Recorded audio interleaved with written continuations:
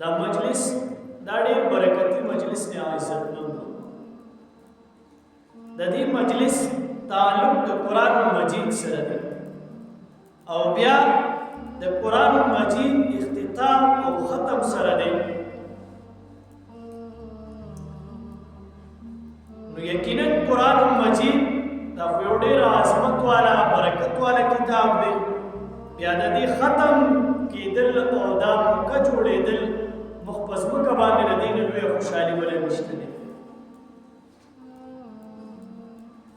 دا د دې مولانا صاحب او د هغه د رفقاو په واسطې سره جوړه شوې ده.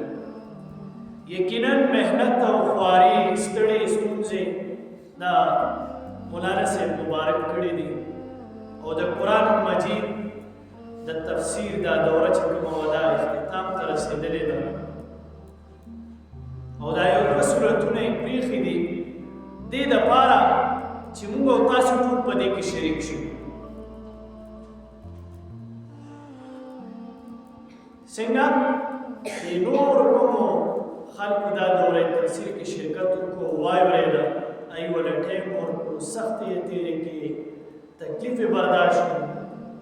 نو مولانا صاحب وغوښتل چې یاره زموږ دا نور څومره ملګري دي څوک پکې نور شریک شوي مصروفیت د وجې یا بل څه مصلحت د وجې نه دي شریک شوي یا پریشاني وه راشه دا ټول په دې کې شریک شه نو چې دې ټولو ته هم د دې ثوابونه میلاو شي.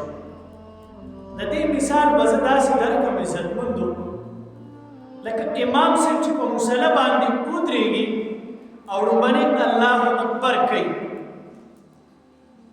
او هغه لومړنی الله اکبر تکبیر اولا سره یو سړی په جمع کې شریک شو دته هم د جمع ثواب ملاویږي. که یو سړی په دویم رکعت کې راغی هغه ته هم د جمع ثواب ملاویږي. که دغه رنګ کې د دوه رکعتو لمونځ دی او قاعده اخري کې راغی اتحیاتو کې امام سره یو ځای شوې هغه ته هم د جمع ثواب ملاویږي. او که دغه رنګ کې د څلور رکعتو لمونځ دی او یو سړی په لومړني کې شریک شو تکبیر اولا سره او بل سړی راغی امام سره په قاعده اخیری کې تشهد کې په تحیات کې شریک شو دواړو ته د جمع ثواب ملاویږي. همدغه رنګ امید دی الله رب العزت په موږ او تاسو چې دا کوم نن په دې اختتامي مجلس کې شریک شوي یو الله تعالی موږ او تاسو ته د قرآن مجید ثواب راکړي. نو دا یو ډېر لوی نعمت دی. ما یو آیات